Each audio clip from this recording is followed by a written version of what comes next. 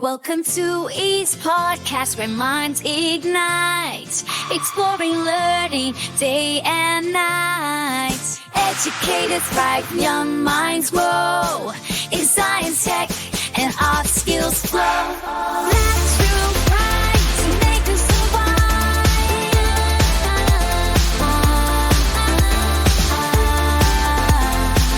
E's opening minds to future strive. Welcome to E's podcast. This podcast is produced by EASE, the European network of STEAM educators, uniting STEAM educators from Europe and all over the world. This product may contain traces of artificial intelligence inside. Join us and find a handful of educational resources at easeeducators.com. All right, so today we're going deep on STEM education in Europe. Sounds exciting.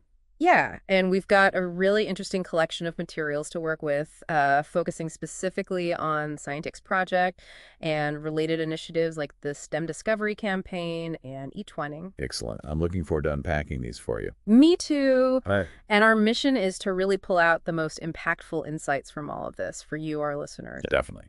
We'll be looking at the strategies they're using, the impact they're having, and what it all means for the future of STEM education across the continent. Okay, so first up, let's talk about Scientix. Looking at these materials, it's clear that this is much more than just a concept. It's a real, tangible network. Absolutely. And it's been around for a while, actually. It was launched back in 2010. Oh, wow. So it's had some time to establish itself. It has. And it's been very effectively coordinated by European Schoolnet, or UUN for short. EUN, got it. And what really strikes me is the direct involvement of ministries of education from over 30 European countries. That's a pretty strong signal of commitment. It is that level of governmental support really highlights how seriously they're taking STEM education across Europe. So Scientix is essentially acting as this central hub for everyone involved in STEM education. Exactly. It's a community, a go-to resource for science education professionals. And a lot of it revolves around their online portal, right? Yes, the portal is really at the heart of it. It's where educators can access a wealth of resources, but also share their own best practices and teaching materials. So it's a two-way street. Precisely. It's not just about downloading resources. It's about contributing to a shared pool of knowledge and expertise. I love that. And I noticed that many of the materials can be translated into different languages. That seems crucial for a continent as diverse as Europe.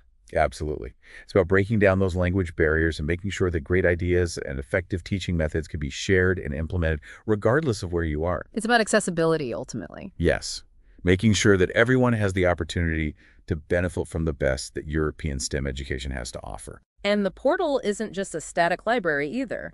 It's constantly updated with news and information about new developments and projects. Right. It's a dynamic platform that keeps educators informed about what's happening in the field across Europe and allows them to stay ahead of the curve. So anyone out there involved in STEM education, I'd say it's definitely worth checking out the Scientix portal. Absolutely. It's a fantastic resource and a great way to connect with a network of like-minded professionals. Okay, so now let's move on to something that sounds a bit more lively, the STEM Discovery Campaign. Yes, this one's all about celebrating STEM and getting people excited about it. It's an annual initiative running from February 1st to April 30th.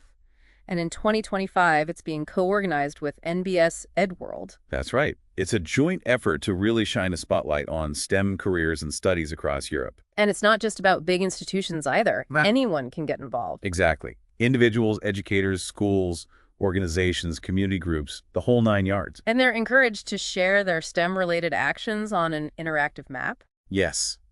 The idea is to create a visual representation of all the amazing STEM activities happening across the continent. And when they say actions, they really mean it. It could be anything from organizing an event to leading a workshop to running a full-blown project-based learning initiative. It's all about active participation and showcasing the diversity of ways that STEM can be brought to life. I like that. It's not just about talking about STEM. It's about doing something. Exactly. It's about taking action and inspiring others to do the same. So if someone's listening to this and thinking, hey, I want to be a part of this, how do they actually get involved in the 2025 campaign? Well, first of all, any STEM-related activity that takes place between May 1st, 2024 and April 30th, 2025 is eligible. Okay, so it's a pretty wide window. Yes. And the first step is to register on the Scientix portal. That's where you get your EUN ID, which you'll need to submit your activity to the campaign map. So it's all linked back to that central hub? Exactly. And once you're registered, you'll need to fill out a submission form with some basic information about your activity. Things like what you did, where it took place, who was involved, that kind of thing. Yes. And a good, clear description of the activity itself. And by submitting your activity, you're automatically agreeing to the terms and conditions, which include the possibility of being considered for a Scientix award. Ah, yes.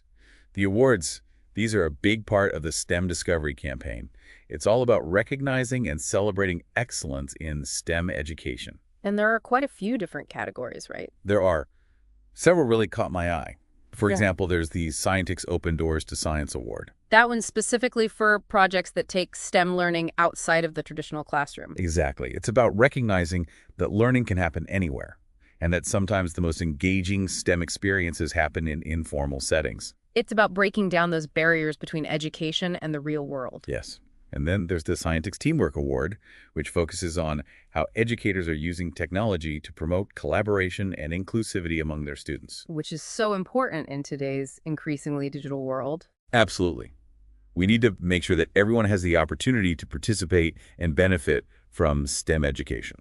And for those who are really pushing the boundaries of technology integration, there's the Scientix EdTech Pioneers Award. That's right.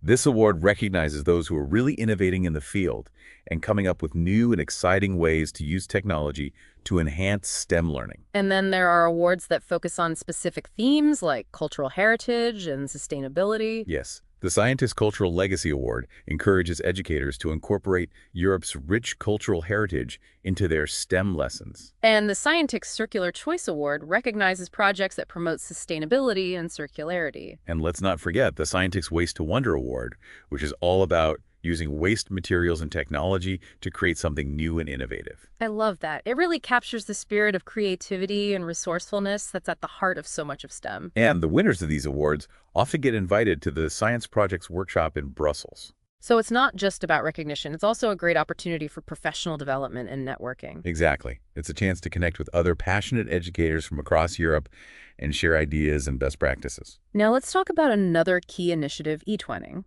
This one's all about connecting schools and teachers across Europe.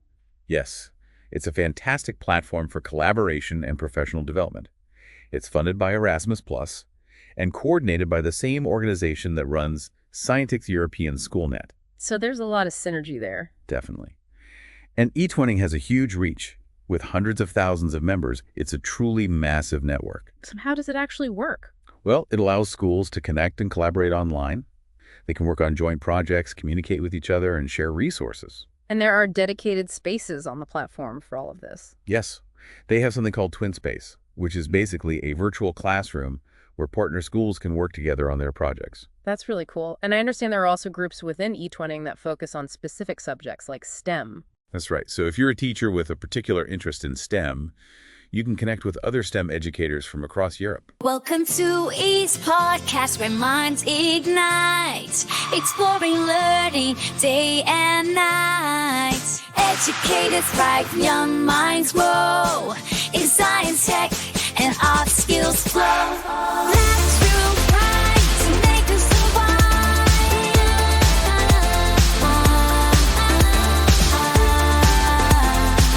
E's opening minds to future strive. Welcome to E's podcast. This podcast is produced by EASE, the European network of STEAM educators, uniting STEAM educators from Europe and all over the world. This product may contain traces of artificial intelligence inside.